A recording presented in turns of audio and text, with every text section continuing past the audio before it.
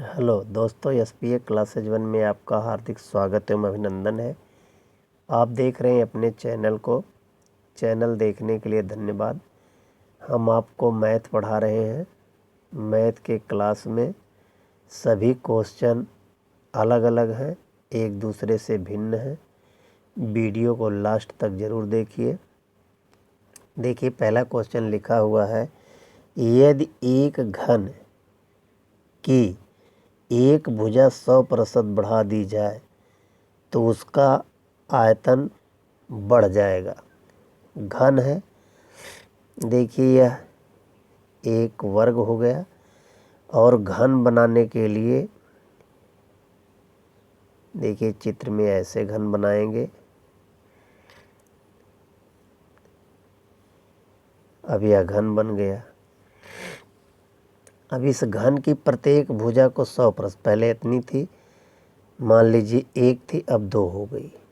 जो ये भुजा थी एक थी, वो 2 हो गई, बढ़ गई सब भुजा। तो कह रहा उसके आयतन पर कितना असर पड़ेगा। घन का आयतन a क्यूब होता है। घन का आयतन कितना होता है, a क्यूब, यानी 1 का क्यूब।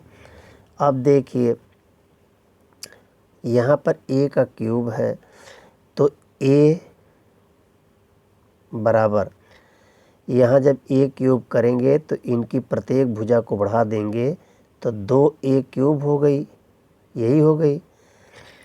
तो जब 2a क्यूब हो गई पूरा में, तो इनकी भुजा क्यूब में जाएगी, तो 2 दूनी 4 दूनी 8 एक क्यूब हो गई।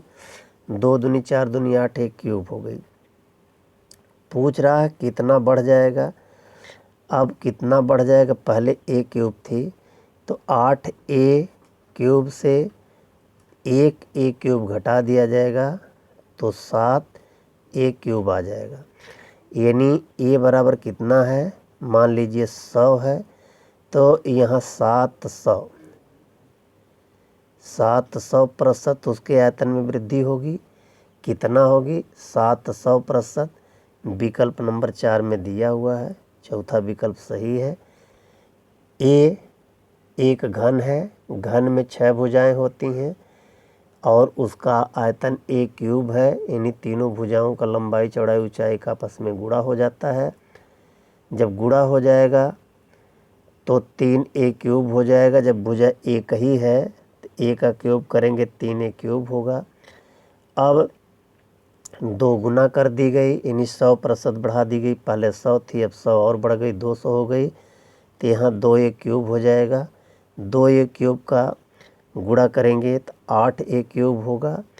8a क्यूब में से पहले हमारा a क्यूब आयतन घटा दिया जाएगा, 7a क्यूब बचेगा। a बराबर 100% माने हैं, तो 7a क्यूब बराबर 700% होगा। इस तरीके से हल कर सकते हैं। देखिए अगला क्वेश्चन। देखिए दूसरा क्वेश्चन लिखा हुआ है, अनुक्रम 7, 10, 3 का कौन सा पद 151 होगा। यानी 7 है, 7 के बाद 10 है, 10 के बाद 13 है, 13 के बाद 3 3 का अंतर होता जा रहा है। 13 3 16 है, 16 3 19 है, 19 3 21 है, 21 3 24। इसी क्रम में अगर बढ़ता जाए तो कह रहा है कौन सा पद हमारा 151 होगा।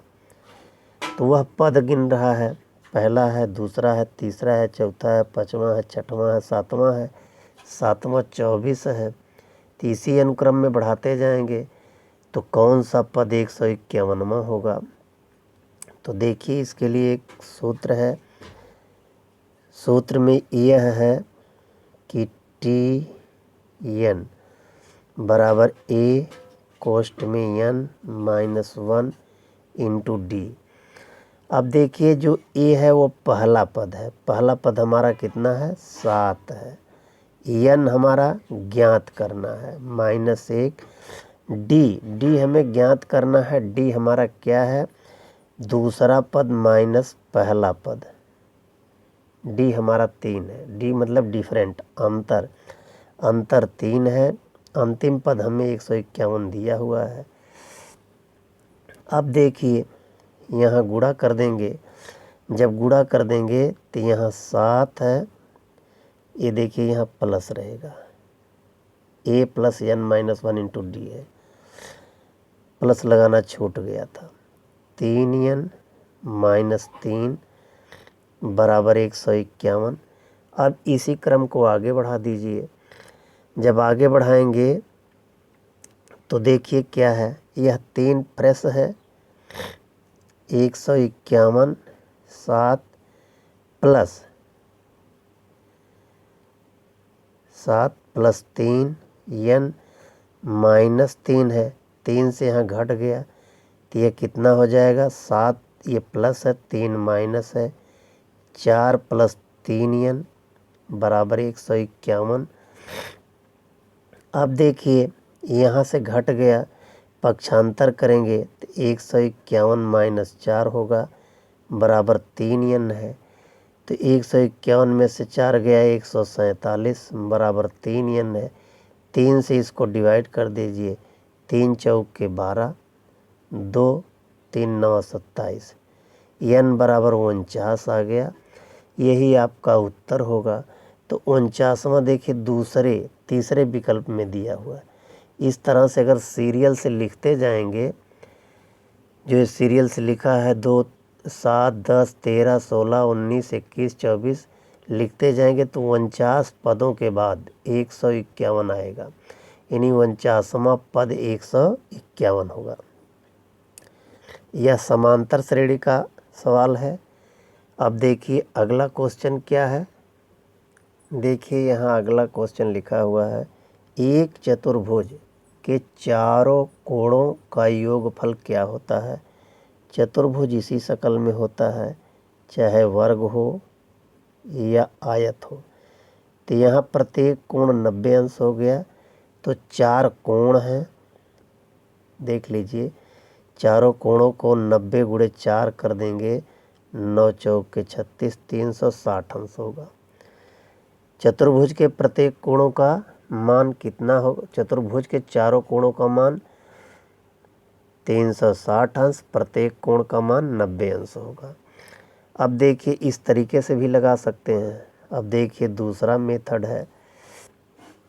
दूसरे मेथड में यहाँ हम सूत्र बता रहे हैं, n-2 गुणे 180 अंश। n हमारा क्या है, भुजाओं की संख्या है। n क्या है, भुजाओं की संख्या है। n भुजाओं की संख्या, चतुर्भुज है यानी 4 है, -2 कोष्टक बंद गुणे 180। ठीक। अब देखिए 4 में से 2 गया, 2 गुणे 180, आगे गुणा कर देंगे 360 होगा, 18 दूनी 36 होता है, 360 अंश आ गया। तो पहला मेथड था, चारों भुजाओं को ऐसे लिख करके कोण बना करके ज्ञात कर सकते हैं, ये आसान तरीका है। दूसरा सूत्र पर है। सूत्र अगर ना याद रहे तो यह ज़रूर याद रहेगा, आयत बना लीजिए, आयत हमेशा समकोण होता है। वर्ग बना लीजिए, वर्ग भी समकोण होता है। समकोण का मतलब एक कोण 90 अंश का होता है। तो 4 कोण है, 9 चौक के 36, 360 अंश का होगा। इस तरीके से विकल्प नंबर 4 सही है। इस तरीके से सवाल को हल कर सकते हैं। अगला क्वेश्चन,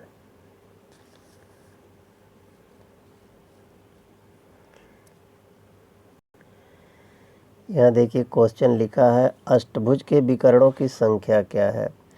अष्टभुज जब बनेगा 8 भुजाओं वाला ऐसे होगा, ऐसे होगा, ऐसे होगा, ऐसे होगा, ऐसे होगा, ऐसे होगा, ऐसे होगा।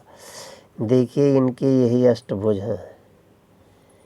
ये अष्टभुज हो गया, एक भुजा, दूसरी भुजा, तीसरी भुजा, चौथी भुजा, पांचवी भुजा, छठवीं भुजा, सातवीं भुजा, आठवीं भुजा। 8 भुजाएं हैं। इनमें विकर्णों की संख्या, अब देखिए एक यहाँ से मिला हुआ, दूसरा यहाँ से मिला, एक विकर्ण बनेगा, तीसरा यहाँ मिला एक विकर्ण होगा, चौथा यहाँ होगा, पांचवा यहाँ होगा, छठवां यहाँ होगा। इस तरीके से फिर इनसे मिलाएंगे, तो इनसे मिलाएंगे, यहाँ होगा, यहाँ होगा, फिर यहाँ होगा, फिर यहाँ होगा, फिर यहाँ होगा। इस तरीके से हमें विकर्ण बनाकर गिनने में बहुत टाइम लगेगा। तो इसका एक सूत्र है, सूत्र है n-3/2। अब n क्या है, 8 है, कोष्ठ में 8 - 3/2। आगे देखिए, इससे काट देंगे, 4 हो गया, घट गया 5 हो गया, 4 × 5 = 20। विकर्णों की संख्या कितनी हो गई, 20। ट्रिक से आसानी से लगा सकते हैं। अब ऐसे गिनेंगे तो देखिए 1 2 3 4 5 और 1 2 3 4 5, हर कोने से 5 आ रहे हैं, तो एक इनका 5 होगा, फिर इनका 5 होगा, फिर इनका 5 होगा, तो 5 चौक के 20 होगा। हमारा पहला उत्तर 20 दिया हुआ है, 20 विकल्प में आएगा। इस तरीके से आज की वीडियो यहीं समाप्त होती है। यह कैसी लगी, लाइक एवं सब्सक्राइब जरूर कीजिए। एक सब्सक्राइब दान के रूप में दीजिए, सब्सक्राइब से पैसे नहीं घटते हैं। धन्यवाद।